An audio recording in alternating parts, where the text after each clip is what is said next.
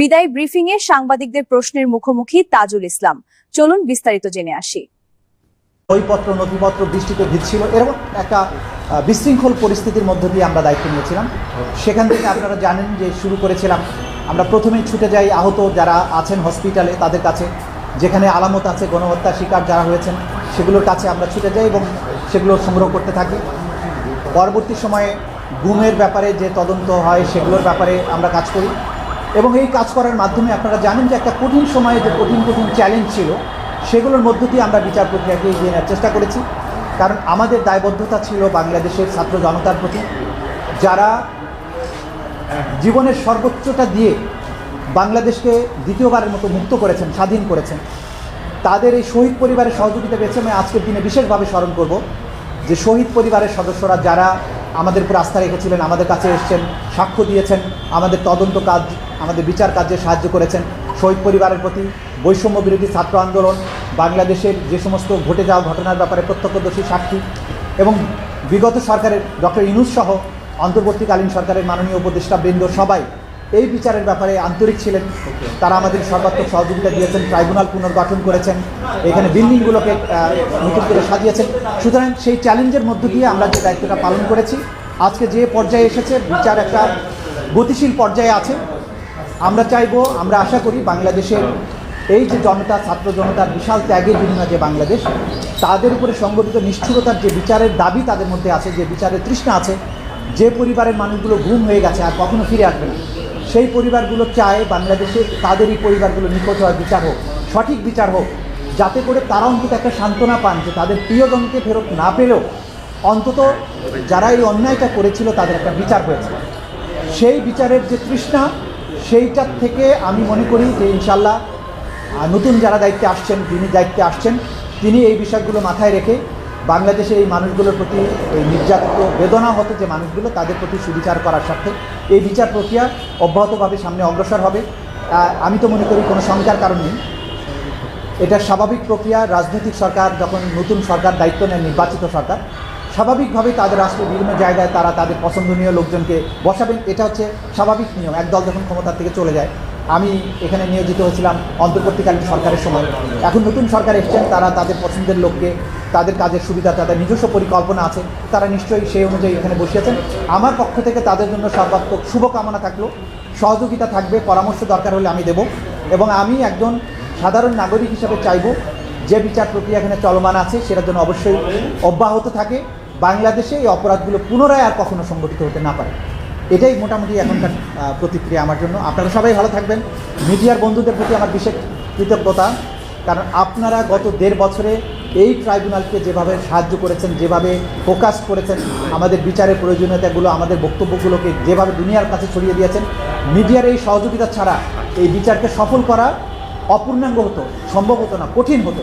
মিডিয়ার প্রতি আমাদের কৃতজ্ঞতা। আপনারা অসম্ভব পরিশ্রম করেছেন। রাষ্ট্রের প্রতি, বাংলাদেশের মানুষের প্রতি আপনাদের ভালোবাসা, দায়বদ্ধতার জায়গা থেকে আপনারা এটা প্রমাণ দিয়েছেন। আমি আশা করব আপনারাও আগামীতেও এই একই ধারা অব্যাহত রাখবেন। বাংলাদেশটা আবার সবার হোক, বাংলাদেশে বিচারের পরে এমন একটা পরিবেশ হোক যে অপরাধগুলোর বিচার আজকে এখানে হচ্ছে, এই একই ধরনের অপরাধ বাংলাদেশে আর ফিরে না আসুক। কারণ আমরা আর ওই ধরনের অপরাধকে আর অ্যাফোর্ড করতে পারবো না। আবার গুম হয়ে যাবে, নাই হয়ে যাবে, যখন তখন তাকে ধরে নিয়ে যে হত্যা করবে, পুলিশ নির্বিচারে গুলি করে মানুষ মারবে, এইরকম দিন আমরা আর দেখতে চাই না। সেই কারণে সবাই মিলে আমরা কাজ করেছি। আমরা হ্যাপি আমার টিমমেটদের প্রতি, তদন্ত সংস্থার প্রতি। আমার টিমমেটরা সবাই প্রত্যেকেই তার জায়গা থেকে অবদান রাখার চেষ্টা করেছেন। আমি প্রত্যেকের উপর আজকে বলছি, আমি প্রত্যেকের উপরে সন্তুষ্ট। আজকে একটা আনন্দ নিয়েই যাচ্ছি যে যতদিন দায়িত্ব পালন করেছি প্রত্যেকে আমাকে হেল্প করেছেন। আমি আশা করব আগামী যিনি চিফ প্রসিকিউটর আসছেন তিনি একই ধরনের সহযোগিতা পাবেন, তিনিও সফল হবেন। বাংলাদেশ সবাই মিলে আমরা সামনে এগিয়ে নিয়ে যাব। ধন্যবাদ। আমরা দেখলাম যে সামাজিক মাধ্যমে আপনাদের একজন নানা রকম টোপ লাগছেন, আপনাদের অভিযোগ আছে এবং যেগুলো উনি আগে কখনো করেননি এবং থাকা অবস্থায় করেননি, লাস্ট মুহূর্তে শেষ 3 বেলায় দেখলাম তিনি অভিযোগ আনছেন সামাজিক মাধ্যমে। এগুলোতে আপনি কে ব্যক্ত করবেন আর যে আপনি পুরো থাকবে কিনা মানে আচ্ছা, ব্যক্তিগতভাবে হচ্ছে কে কী অভিযোগ করছে এগুলো আমরা আমলে নিচ্ছি না। ব্যক্তিগতভাবে কোথা থেকে কে কী বলছে সে ব্যাপারে আমাদের কোনো বক্তব্য নেই। আর প্রসিকিউশন টিমের বাকি অংশ রিশাফল হবে কিনা সেটা আসলে সরকার সিদ্ধান্ত নেবেন, বা নতুন প্রসিকিউটর আসার পরে তারা যদি মনে করেন যে এখানে তাদের চেঞ্জ দরকার, নেক্সট তারা সেই অনুযায়ী অ্যাকর্ডিংলি ব্যবস্থা গ্রহণ করবেন। এই মুহূর্তে সেটা আমার জানা নেই। প্রসিকিউটর সুলতান মাহমুদ অনেক স্পষ্টভাবে একটি অভিযোগ করেছেন তামিম সাহেবকে এসআই আব্দুলের ওয়াইফ মানে একটা ব্যাগ নিয়ে ধরেন এই ধরনের ব্যক্তিগত অভিযোগ না, এটা আমার জানা নেই। ব্যক্তিগতভাবে না, শুনেন, এটা এই যে জাতীয় অভিযোগ আমরা তদন্ত করে দেখেছি, এগুলো সম্পূর্ণভাবে মিথ্যা। ব্যক্তিগত হিংসা চরিতার্থ করার জন্য যদি এই ধরনের কথা বলে, এটা খুবই দুর্ভাগ্যজনক। কারণ এইখানে ট্রাইব্যুনালের বিচার প্রক্রিয়াতে যা কিছু হয়েছে ট্রান্সপারেন্ট, এবং সেটা আদালতের মাধ্যমে কিন্তু প্রমাণিত হয়েছে। সুতরাং আজকে এই মুহূর্তে যদি কেউ অসৎ উদ্দেশ্যে কোনো মিথ্যা অভিযোগ করে, বাংলাদেশের গোটা জনগণ সাক্ষী, মিডিয়া সাক্ষী, আপনারা জানেন যে কী ধরনের ট্রান্সপারেন্ট প্রক্রিয়ার মধ্যে দিয়ে বিচার প্রক্রিয়া হয়েছে। কারণ দু একজনের ব্যক্তিগত ক্ষোভের থেকে সে বুঝে হোক না বুঝে হোক যদি বলে, সেগুলোকে আমরা ধর্তব্যের মতো মনে করি। আপনাকে আপনি স্বাভাবিক প্রক্রিয়া মনে করছেন? আমি অস্বাভাবিক কিছু মনে করবো না, এই কারণে যে যখন একটা নির্বাচিত সরকার আসেন, তারা কিন্তু তাদের পছন্দের লোকজনকে ন্যাচারালি রিপ্লেস হয়। আপনারা জানেন সরকার যখন ক্ষমতায় আসে, সব জায়গাতে তো নির্বাচিত সরকারের লোকজন আসে। এটা অস্বাভাবিক আমি মনে করছি না, এটা খুবই স্বাভাবিক একটা প্রক্রিয়া, এটাতে অবাক হবার কিছু নেই। বিচার আগে বলছিলেন যে আইনমন্ত্রী গ্রিন সিগন্যাল দিয়েছে এবং সরকারের সদিচ্ছা আছে, আপনারা বোধহয় বৈঠকও করেছেন, সেই বিষয়টা একটু জানতে চাই। আর আপনারা কি আসলে অপেক্ষা করছিলেন যে সরকারই সরিয়ে দেয় আপনাদের? দেখুন, দেখেছি ওনারা গুরুত্বপূর্ণ পদ থেকে অনেকে ভাগ করে গেছেন। না, সরকারের থেকে আমাদেরকে প্রথমে বলা হয়েছিল যে আমরা অ্যাজ ইট ইজ যেভাবে আছে সেভাবেই চলবে। তো সেই ধারণার ভিত্তিতেই আমাদেরকে বলা হয়েছিল, আমরা সেভাবে চলেছি। তারপর গতকালকে উনি আসলে আমাকে ধারণাটা দিয়েছেন যে সরকারের ইচ্ছা যে এখানে নতুন কাউকে রিপ্লেস করা। তখন আমি নিজের থেকে বলেছিলাম যে তাহলে কি আপনারা চাচ্ছেন যে আমি পদত্যাগ করে চলে যাবো? বলছেন না, দরকার নেই। কারণ হচ্ছে যে ন্যাচারাল প্রক্রিয়াতে রিপ্লেসড হবে, আপনার জায়গায় যখন রিপ্লেসড আরেকজন হবে তখন আপনি যাবেন, আননেসেসারি পদত্যাগ করার দরকার নেই। সেই কারণে আমি মনে করেছি যে পদত্যাগ করা কোনো যুক্তিযুক্ত নয়। এটা স্বাভাবিক প্রক্রিয়া যে একটা সরকার এসে আরেকজনকে আরেক জায়গায় যখন রিপ্লেস করবে, স্বাভাবিকভাবে রিপ্লেসড হয়ে যাবে, পদত্যাগ করার প্রয়োজন নেই। পদত্যাগ করলে এটা ভিন্ন বার্তা যেতে পারত, সে কারণে আমি সঠিক মনে করি। বিচারের গতি কি বাধাগ্রস্ত হবে বা আওয়ামী লীগের কেউ কি সুবিধা পাবে মনে হয়? না, আমি তো আগামী টিমের প্রতি আমার শুভকামনা থাকছে। আমি চাইবো বিচার স্বাভাবিক গতিতে যেন অবশ্যই চলে। আমি কেন শঙ্কা প্রকাশ করা এটা উচিত হবে না আমার জন্য। আমি বাংলাদেশের সকল নাগরিকদের মতোই আশাবাদী যে বিচার যেটা চলমান আছে ইনশাআল্লাহ সেটা চলমান। জানুয়ারি মাসে আপনাদের রেকর্ড সংখ্যক ট্রাইব্যুনালের মানে শুরু থেকে এখন সবচেয়ে বেশি মামলা থাকে জানুয়ারি। তারপরে আগে থেকে আপনারা এরকম প্রিপারেশন নিয়ে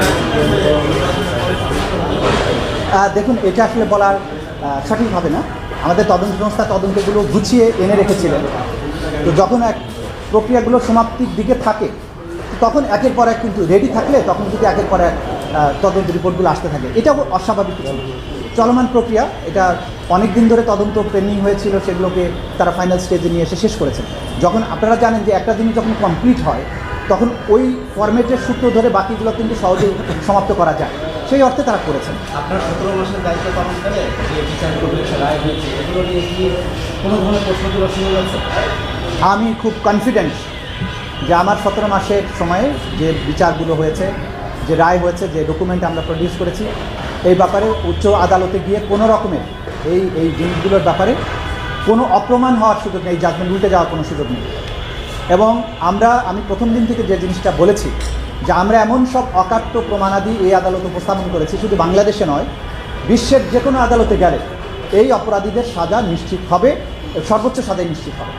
সুতরাং এই কোয়ালিটি অফ এভিডেন্স মামলাতে আমরা যা কিছু দিয়েছি, অতীতের ট্রাইব্যুনালের সমস্ত রেকর্ড ঘেটে দেখবেন আমরা যে ধরনের শক্তিশালী প্রমাণ এখানে উপস্থাপন করেছি, এই ধরনের প্রমাণ কখনোই উপস্থাপন করা সম্ভব হয়নি।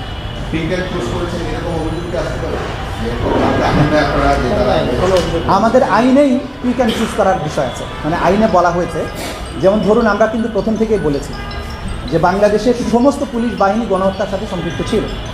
আমরা কিন্তু সমস্ত পুলিশ বাহিনীর বিচার করতে পারবো না। আমরা সুপিরিয়র কমান্ডারদের এবং সবচাইতে যারা নটোরিয়াস ভূমিকায় ছিলেন তাদেরকে বিচারের আওতায় আনবে। এটা যদি পিক অ্যান্ড চুজ বলেন, এটা অবশ্যই পিক অ্যান্ড চুজ, এবং আইনে এই ক্ষমতা দেওয়া আছে যে চিফ প্রসিকিউটর ডিসাইড করবেন কোন কোন মামলাকে তিনি এই ট্রাইব্যুনালে নিয়ে আসবেন, কোন কোনগুলোকে আনবেন না, কোনোটা দরকার হলে সাধারণ আইনে পাঠিয়ে দিতে পারবেন। সুতরাং মানবতা বিরোধী অপরাধের বিচার দুনিয়ার ইতিহাসে দেখবেন কোথাও গণহারে হাজার হাজার সৈন্যকে শাস্তি দেওয়া হয়, সেখানে টপ কমান্ডারদের দেওয়া হয়, এবং যারা একদম সরাসরি অ্যাট্রোসিটির সাথে ডাইরেক্ট ইনভলভমেন্ট ছিল তাদেরকে সাজা দেয়। আমাদের আইনে এটা বলা আছে। যেমন ধরেন একটা ঘটনায় 5 জন আসামি আছে, 5 জন আসামিকে কিন্তু আমি 5 বার ট্রায়াল করতে পারি। প্রথমে একজনকে আনতে পারি, পরে একজনকে আনতে পারি, পরে একজনকে আনতে পারি, যেটা আমাদের প্রচলিত বিচার ব্যবস্থার ধারণা সম্পূর্ণ উল্টা। সে কারণে অনেকে মনে করেন যে ওকে বিচার করছে, ও তো আসামি হতে পারত। হ্যাঁ, তার সে যে আসামি হবে না পরবর্তীতে সেটা কিন্তু বলা যাচ্ছে না। কিন্তু এই মুহূর্তে মামলা প্রমাণের জন্য আমরা যদি 5 জনের মধ্যে বাকি 4 জনকে সাক্ষী হিসেবে নিয়ে এসে মামলাটা প্রমাণ করি এবং পরবর্তীতে তাদের বিরুদ্ধে তদন্ত করি, তাহলে কিন্তু কোনো রকমের আইনগত ব্যত্যয় হবে না। সুতরাং আমাদের আইনে এই সুযোগ আছে, এই বিচারের ধারাটাই ভিন্ন।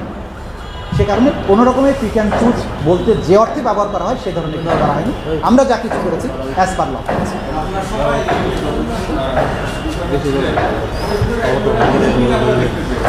এটা ঠিক প্রসিডিউরের হিসাবে আপনারা দায় নেবেন কিনা?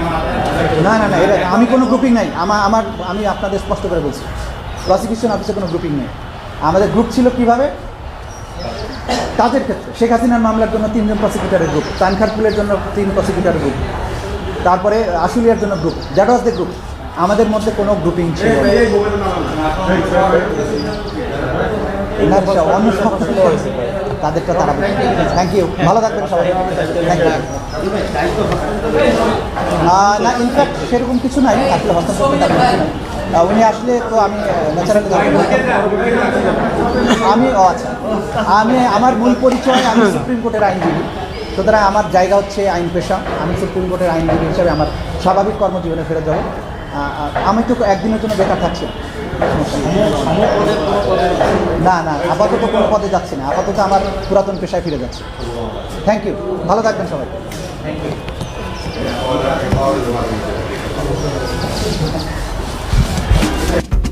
এমআই হোসাইন ল্যাবের সাথে থাকার জন্য অসংখ্য ধন্যবাদ।